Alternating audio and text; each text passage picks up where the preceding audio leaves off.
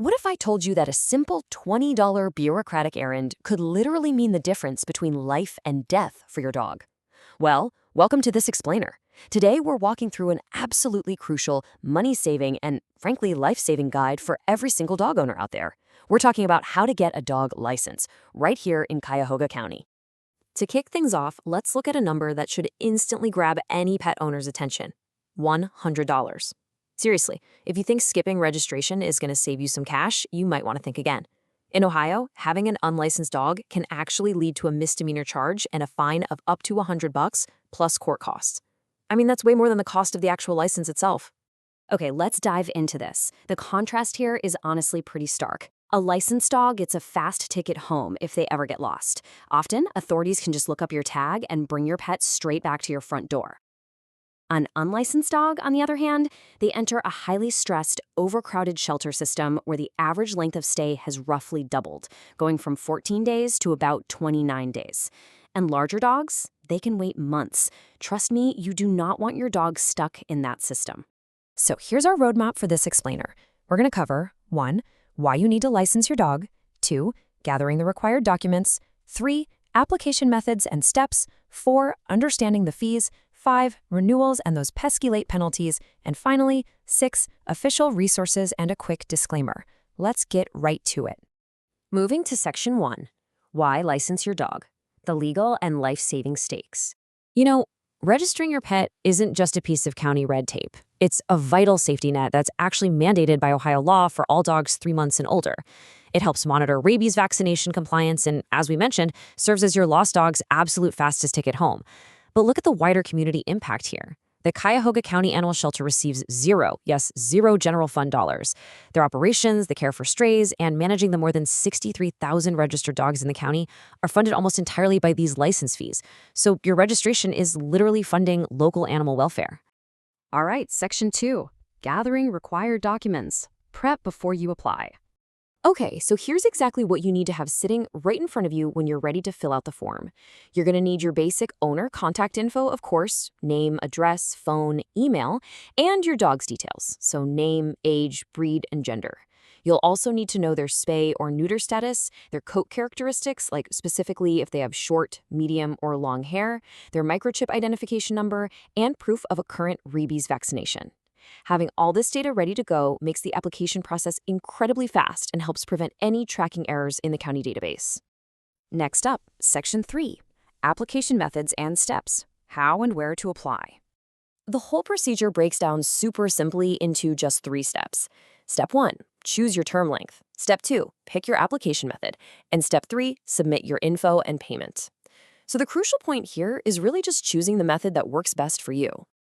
You actually have a few great options for how to do this. You can go with the traditional mail-in method by downloading a PDF application, filling it all out, and mailing it to the shelter with a check. Or, if you prefer, you can apply directly online using their digital portal, which accepts credit cards and electronic checks. Just a quick heads up, there is a tiny, nominal $1 fee for the online processing.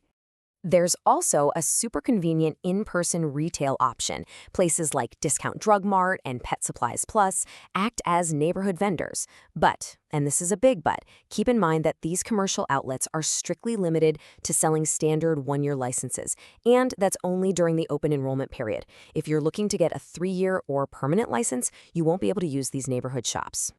Moving right along to Section 4. Understanding the fees, costs, and where the money goes. So Cuyahoga County uses a flat fee model, which basically means there are no discounts for altered pets or senior citizens. And this brilliantly illustrates how incredibly affordable it really is. The standard 1-year license is just $20. A 3-year license is $60, and a permanent lifetime license is $200. But you've got to be careful. If you miss the deadline, a strict $20 late fee is added per dog. That instantly turns a totally reasonable $20 license into a $40 expense. Ouch. But here is a really surprising and honestly fantastic fact about those fees. A portion of every single license legally funds the Ohio State University College of Veterinary Medicine Canine Research Fund. Yep, they allocate 10 cents from the 1-year, 30 cents from the 3-year, and a full $1 from the permanent license to fund statewide academic research. So your fee is actually adding incredible value, well beyond just getting a little metal tag for a collar. Let's look at Section 5. renewals and late penalties, the strict annual timeline. The legal timeline in Ohio is very specific, and you'll want to pay close attention to this. The annual renewal window opens on December 1st, and it officially closes on January 31st. Any renewals after January 31st, those are subject to late penalties. It really is that simple. Go ahead and put it on your calendar right now. I really cannot stress this enough. A strict $20 late penalty is added per dog after January 31st. That applies to any dog older than 3 months that you've owned for more than 30 days. And take note of this, the law permits absolutely no fee waivers. The county literally cannot waive this fee for you no matter what your circumstances might be. And missing that deadline doesn't just hit your wallet, it costs you serious convenience. After January 31st, you can't just pop into a Pet Supplies Plus or pop a check in the mail. Nope. Late licenses must be processed in person, either at the administrative headquarters in downtown Cleveland or directly at the animal shelter down in Valley View. Save yourself the hassle. Don't make yourself do that drive. Finally, Section 6, Official Resources and Disclaimer, Staying Verified and Compliant. Just to be crystal clear, the Cuyahoga County Animal Shelter is the central authority that manages both the physical tags and the registry. You always want to make sure you're dealing directly with them or the county fiscal officer.